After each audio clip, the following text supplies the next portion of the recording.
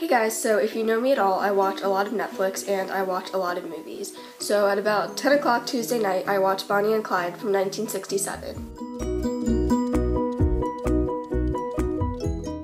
So this poem from about the end of the movie was kind of neat, and it captured like the whole essence of the film.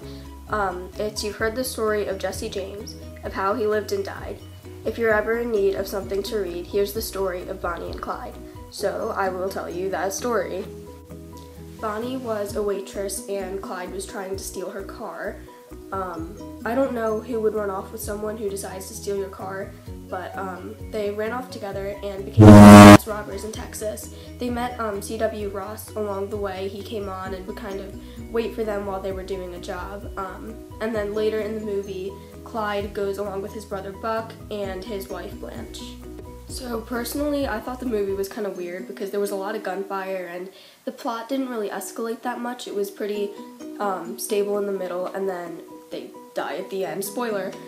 The robbers are the heroes of the story and they're really unrelatable. Like, I'm not a robber in Texas, so I don't know what they're like, but it was new and I guess it was something that was innovative in the era. When C.W. takes Bonnie and Clyde to his house, kind of for protection, C.W.'s father starts, screaming at C.W. for going off and doing these bad things, and I kind of related to that, and I appreciated that he was trying to look out for his son. I did end up feeling disappointed when Bonnie and Clyde were killed at the end.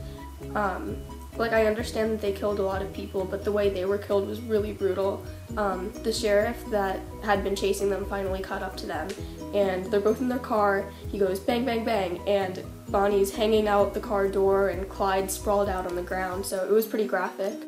Bonnie and Clyde were real outlaws in the 20s during the Great Depression, so the actual content isn't about the 60s, but it is noteworthy for the images it portrayed. Reviews! On IMDb, there were mostly good reviews. A lot of people enjoyed the romance and humor that was mixed together.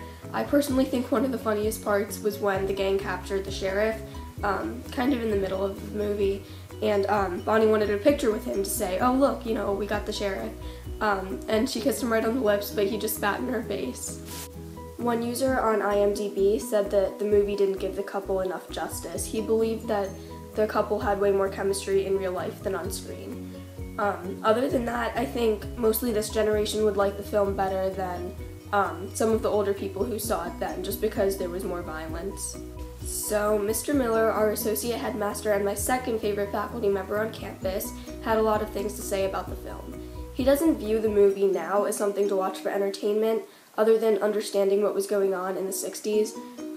He really likes the idea that it was something new, innovative, unique, and it was something that glorified violence and implied rare ideas. Bonnie and Clyde weren't even married at the time, and they were still running off together doing pretty bad things, and he found that surprising. Overall, the movie did very well when it was released. It made about $70 million worldwide, and it even won an Academy Award for Best Cinematography. So it wasn't a waste of time, but if you're into kind of that Southwestern culture, maybe the Great Depression era, or even just history, I would definitely recommend the movie. Thanks for watching. Next week we will be talking about something way more interesting: the death of Derek Shepherd on Grey's Anatomy.